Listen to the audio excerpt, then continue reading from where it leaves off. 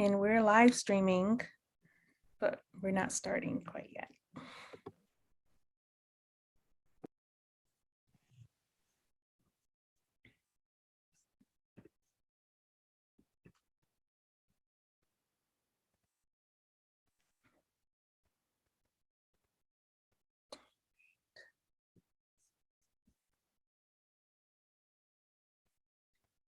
I hope she's not on the other platform.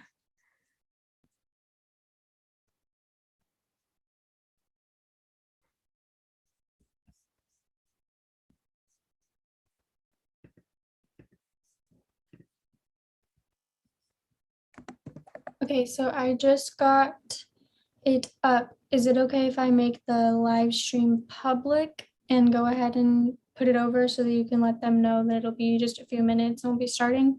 Yes. Okay, so can everyone make sure they are muted? And I don't see Ashley in here yet. I looked through attendees again. I don't see her. I'm still gonna go ahead and do it and I just texted her. She's joining right now. Okay. Perfect. Great. And yeah, I don't know if Evita said, but we can use this chat if anybody needs anything. This is just between us, nobody else. So if you have like questions or you're having problems on OV or anything, you can let us know here.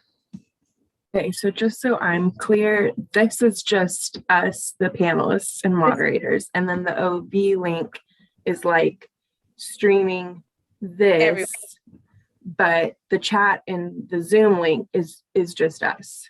Right, on Zoom, exactly. Okay. Yeah. And so once we're done with this portion, once I introduce you all and we actually start the film, you can stay on here, but just make sure you mute yourself and turn off your camera. And if you want to watch the film, you can watch the film on the other platform, or you can take a break and then come back at 6:50, 10 minutes before the film ends, before the panel begins. I need about 45 seconds of silence now before I start it because there's a delay. So we all have to for like a second.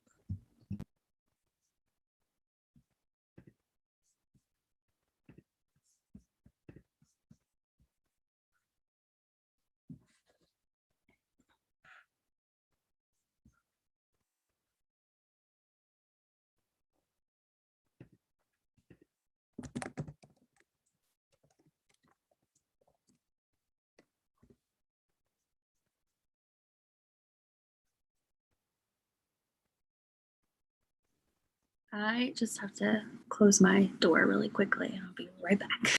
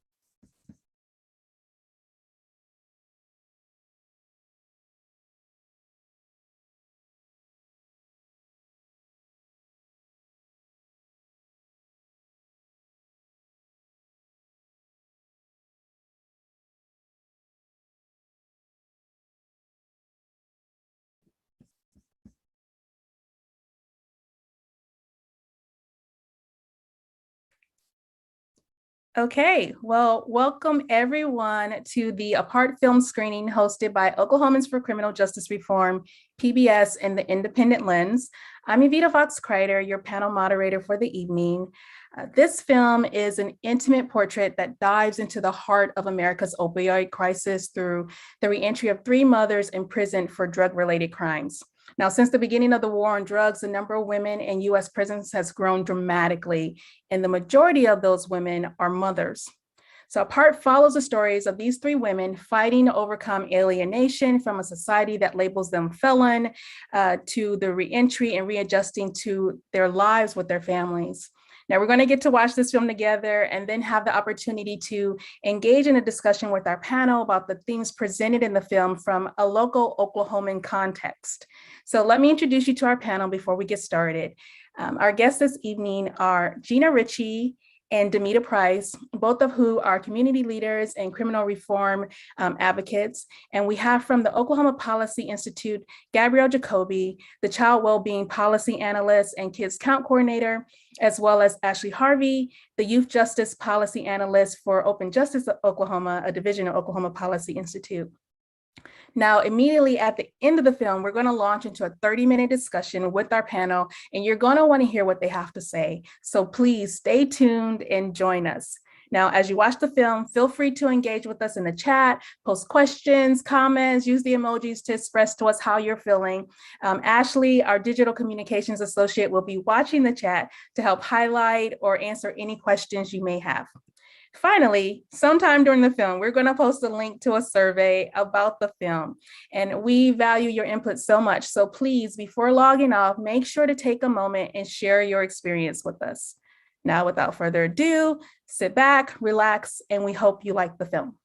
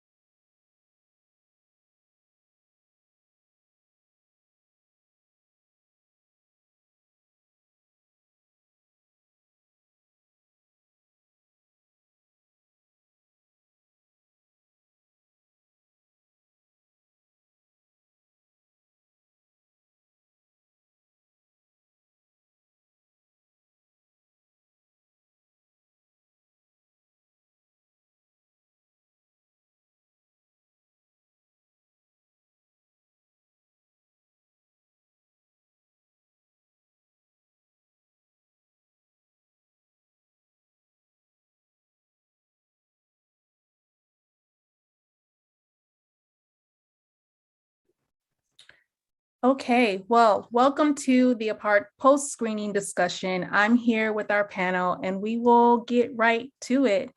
So what did you all think? Pretty heavy, right? Yes. Yeah, we asked the audience this question, and so now we're wondering from you all, like, which story stood out to you, and could you relate at any point? And this is open to anyone. I'll jump in. To me, it just really stood out what great moms all of these women are. They were just constantly so understanding and empathetic towards their children, talking about their children's emotions and how they feel and giving them more time and navigating when to tell them about being incarcerated. It's just always about their children's feelings and how given the situation how they can best approach that. And to me, I've never been an incarcerated mother, but just being a mother, being away from your kid is the most heart-wrenching thing that ever can happen to a mom. And so to be able to put their own emotions aside in those moments and really focus on their kids is really incredible. So that's what stood out to me. Yeah, I can't even imagine, honestly. I'm gonna throw this next question to Ashley and Gina. When you think about resilience, I mean, you've already said, like, well, Gina, what do you admire about the women in this film, especially with the nature of the work you've been doing? Well, to me, I mean, of course, they made a mistake that ended them in prison, but they used that, the time there to learn about themselves and to gain um, some more marketable skills, and also to forgive themselves, so they can go out and they won't have to keep kicking themselves while they're down, and they can they were able to pick themselves up and use the classes that were available to them to better themselves, to better them internally, emotionally, and spiritually. And so they came out a better, really better than the broken person they were when they went in. So they met their fears, and they rose above them, and so they got out and they could be a better mother, and they could be, if they didn't allow society to keep crippling them because of the mistakes they made. Mhm. Absolutely. Absolutely. So, we saw it throughout the film and just touched on a bit, but how would you describe the stigma of incarceration? Like, how does it affect, people who have been incarcerated or even in their loved ones, that stigma? I For the person that's incarcerated, you hear felon, and society acts like they're cold-blooded murderers. They're good people that made a mistake, and I wish society would change that stigma about incarcerated, because you see the one, I guess it was Lydia that came in, and she had a degree, and she, because of circumstances, she became addicted. That didn't make it her degree, what she went to school and got the degree in. She didn't lose that knowledge, but society made it seem like that she was nobody or nothing. And so she had to rebuild her life, and the resilience in that is she started somewhere else. But you see the resilience in her as how she became the general manager of where she had to start from. Everybody else would turn her away because of her record, but she still had the skills that she went in with. And so society has made incarceration, the stigma behind incarceration makes it look like we don't have any values, or we don't have any skill. We don't have a skill set. You come out and you're a felon, and society just deems you're not worth anything. Right. And in reality, I mean, for her, it was that she got addicted to pills after an injury. And that can Yes. happen to any one of Anybody. us, anybody. And it doesn't speak to necessarily your character at all or who you are as a person. I'm gonna let someone else respond to that if they like to. Demita, hey, how are you? Welcome back. Demita, we were talking about the stigma of incarceration and how it affects our loved ones even. So Gina spoke to the person who's been incarcerated, but I don't know if you can speak to maybe even loved ones that, who have a family member who has been incarcerated, and does that stigma affect them as well? Oh, yes, absolutely it does, especially the children. Like, it's hard for them to say, oh, my parent is incarcerated, or, well, why your mom is not at this program, or why your dad is not here, and it sticks with them a lot on their parent being absent in their lives while they're incarcerated. And, most of the time, most kids just get, a brief answer about where they are. Oh, they just gone, or they this, or they that. And so they don't understand why their parent is not there, but they get to talk to them on the phone, or they get to see them on the phone, or they get to visit them, but why are you not here? So yes, it absolutely plays a part in that. Yeah, thanks for bringing that I, up. I was just going to jump in quickly. I'll be very brief, I promise.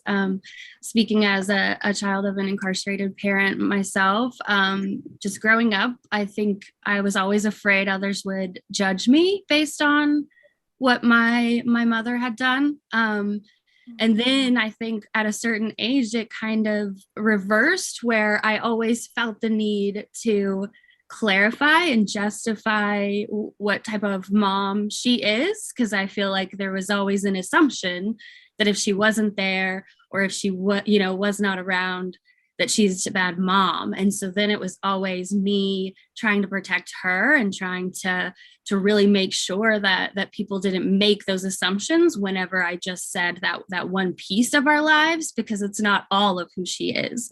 And so making sure that everyone saw and really thought about the humanity of who she is, not just where she was. So Absolutely. Thank you for that. I'm wondering for Ashley or Gabrielle, in your research and work you do, are you seeing that, like specifically like children who have had a parent that has been incarcerated or is incarcerated, are you seeing like long-term impact on those children at all? So there is so much research on this. Having an incarcerated parent is a form of an adverse childhood experience, or an ACE. We know it's one of the most prevalent ACEs in Oklahoma because we incarcerate at such a high rate.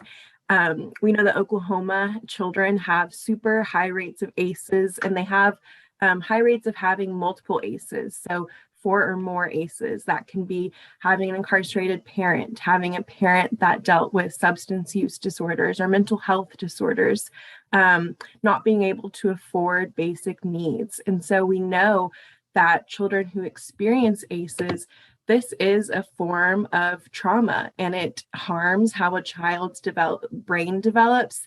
And it changes ultimately how they respond to stress. So having an incarcerated parent or these high ACEs creates a heightened sense of stress that is so damaging to our immune system that the effects show up decades later. They show up in worsened health outcomes.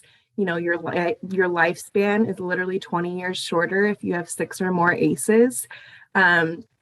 It shows up in worse educational outcomes, increased risk of, risky behaviors, and that sort of thing. So we know there are not only immediate impacts on children when their parent is incarcerated, but super long-term impacts as well that need to be addressed. Yeah, thank you, Gabrielle. We see it, and I know as a former teacher, I saw it, right? And sometimes we don't connect the two, right? Moving to the next question, we saw Amanda, Lydia, and Tamika having to navigate through challenges in the film during reentry. For some, I know Demita and Gina, you all have turned your lives around and are amazing community leaders. But what are some of the challenges that you all had to face when you were coming, reentering?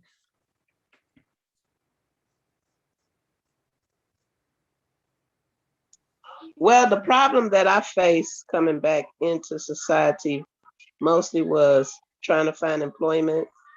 I stayed with family for a little while, but it's only short term, because after a while, yeah, they stick behind you once you're incarcerated, but when you get out, it's a different story. I don't know why.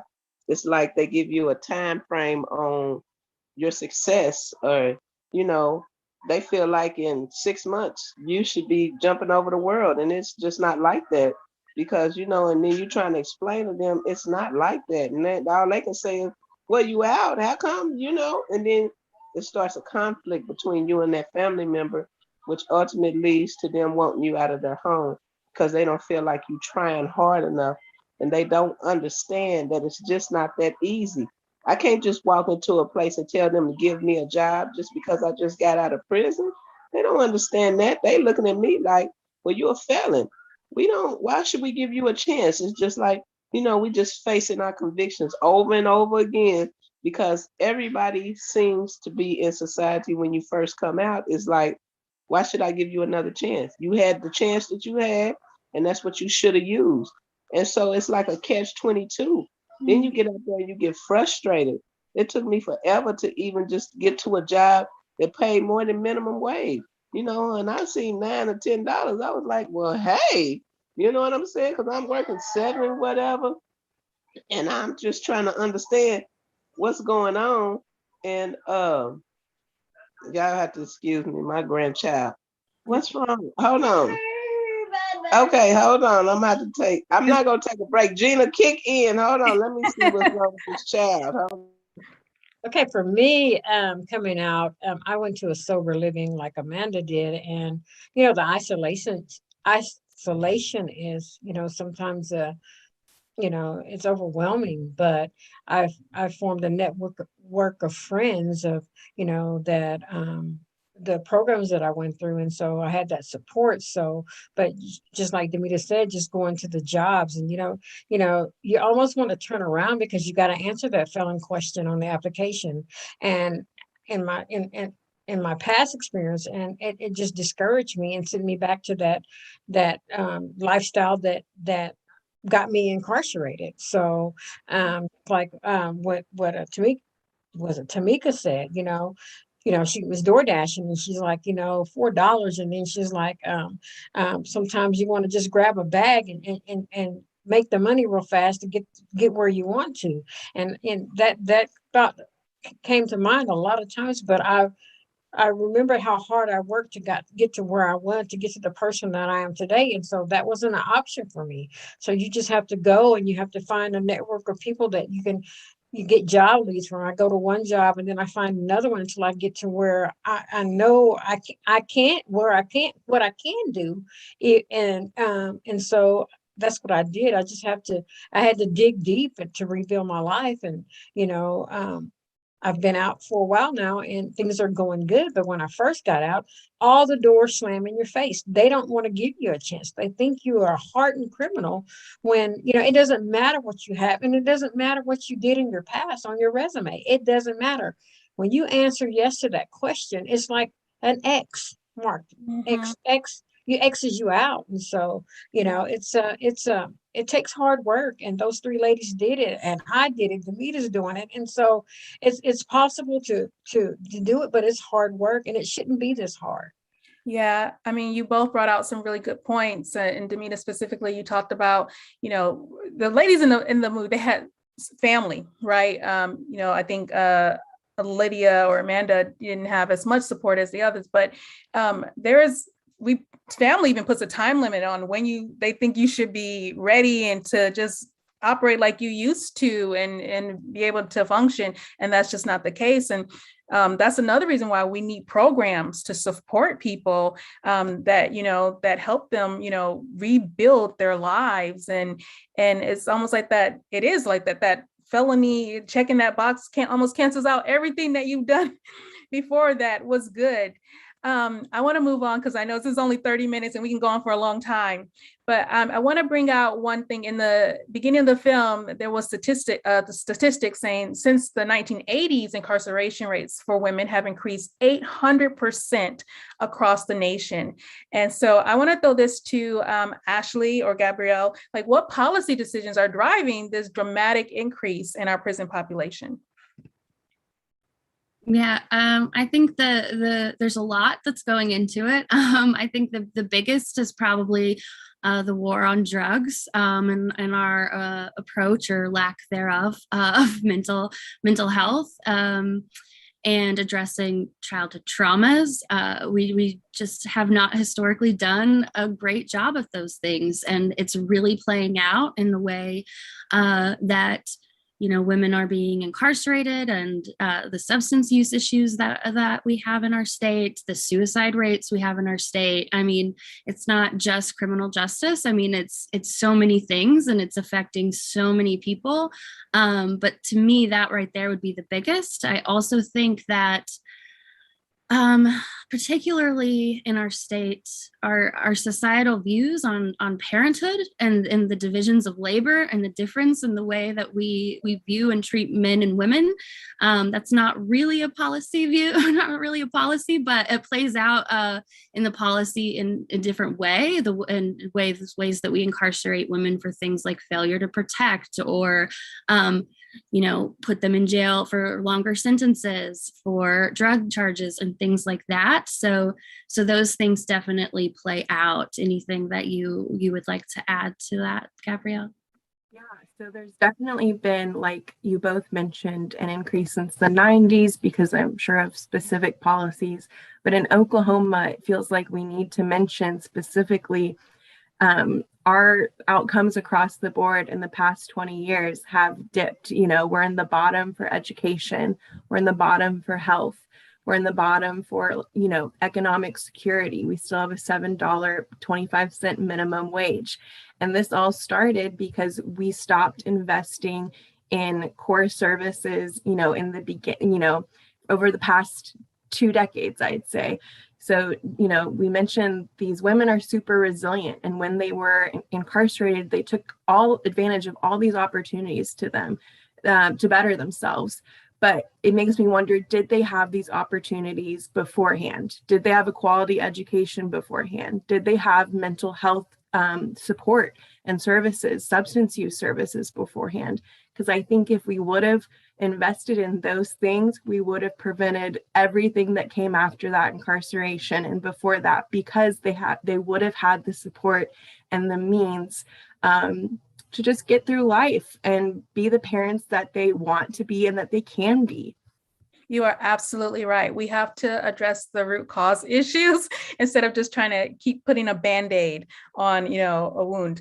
And I want to highlight another thing that was said, that Oklahoma is the top incarcerator of women in our nation. So that's why this conversation is so important in our state. You mentioned the failure to protect, the different policies that we have. And we are contributing heavily to that 800% increase in women being imprisoned. I want to move to the next question because we have about 8 minutes. So this one is to Ashley or Gabrielle, or anyone actually who wants to respond. But how do you think communities should be responding to the public health crisis of the opioid addiction? And what role, if any, should the criminal justice system play?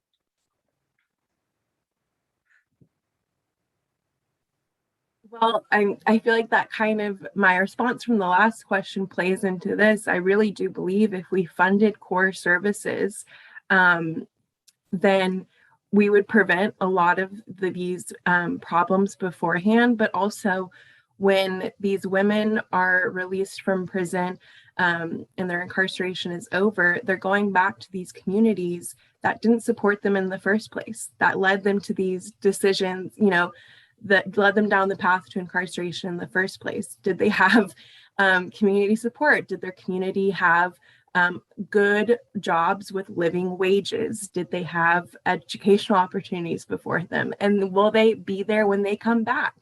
So I think broadening our perspective and realizing that they're not these scary people, like we just need to welcome them into our community and give them all the resources they need.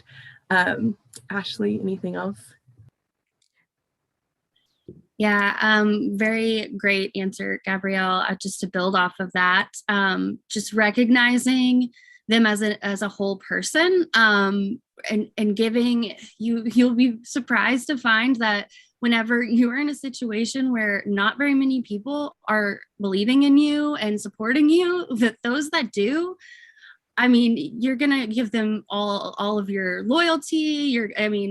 It's whenever someone actually gives you a chance and believes in you, then it means a lot to people, especially whenever they're having to start over. That's a very vulnerable place to be. Going back to the whole, resilience and be the children being proud of their moms. I mean, rebuilding a life, that is really difficult to do. And so just kind of wrapping around them as a whole community, supporting them as people and as mothers and as human beings, and not just in their job and not just in the community, but in every aspect of their life. That's what we all need as human beings, and especially those that have been, dealt a rough hand or going through a tough time. They always need extra support. And so I think that's the most important thing we can do for everyone in our communities. Absolutely. I mean, one, is so important that people become second chance employers if they're able to, right? I mean, they will not be sorry. We've had webinars on that in the past, and we can do another one. But people have said that people who have been incarcerated, sometimes they're their best employees, and do the best work. The other thing I want to ask is, we talked about programs and that wrap around, but what programs do we have in Oklahoma that help to divert people from being incarcerated or, prevent them from that? So I'm in Oklahoma City, so I can speak to two Oklahoma City programs, but Remerge, which is a program specifically for mothers, is a wonderful program. And also the Diversion Hub, which I think is newer, but really has an emphasis on that wraparound care. So once someone is released, they can help them find jobs, they can connect them with needed services, mental health care, healthcare in general, all that good stuff, that full wraparound support. And I love that idea. I just wish it was available everywhere and not just in Oklahoma City for only a few people who have access to it. Absolutely.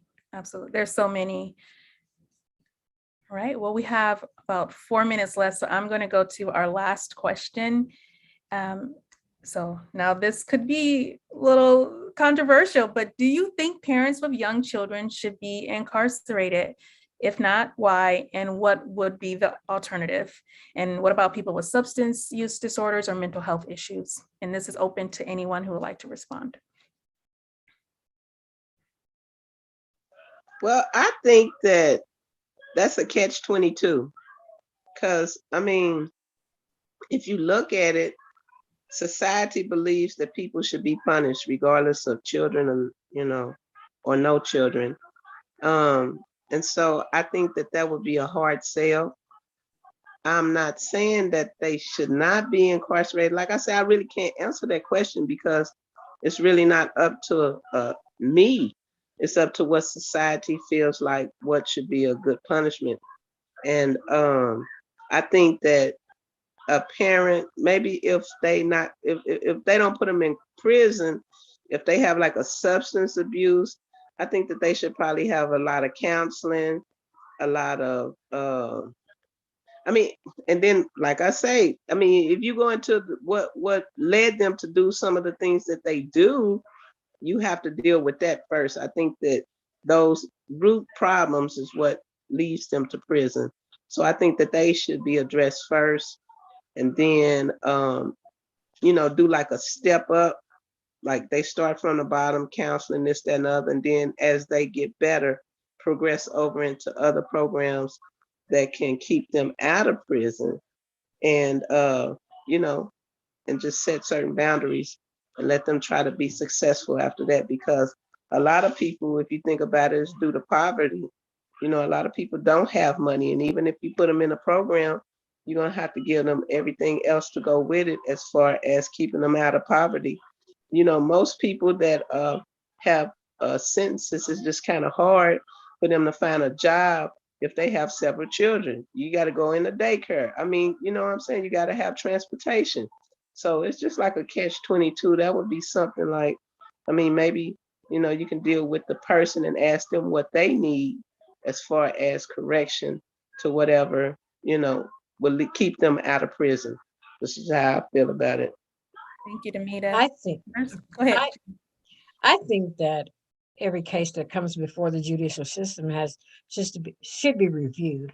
I don't think they should just be working toward getting a guilty conviction, but look at each case by case. If there's substance abuse, don't send them to prison on a first offense. If they're substance abuse problem, get them into a program. There's programs out there.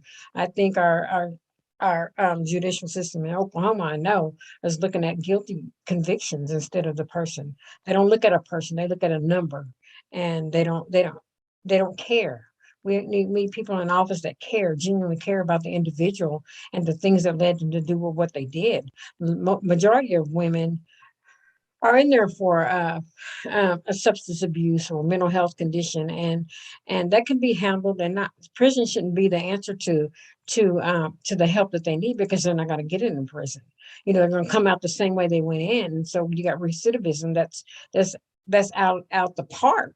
So dealing with the individual and the reasons why they commit the crimes that they commit is something that they should look at in the court system. We have Remerge is a good program. We have other programs that are good. There's other options, and if we get our DAs and our judges to see that there's other options to handle, then we wouldn't have such high rate of incarceration for women, and they will be with their children. We need to work on the problem that caused them to be there, and not just a conviction.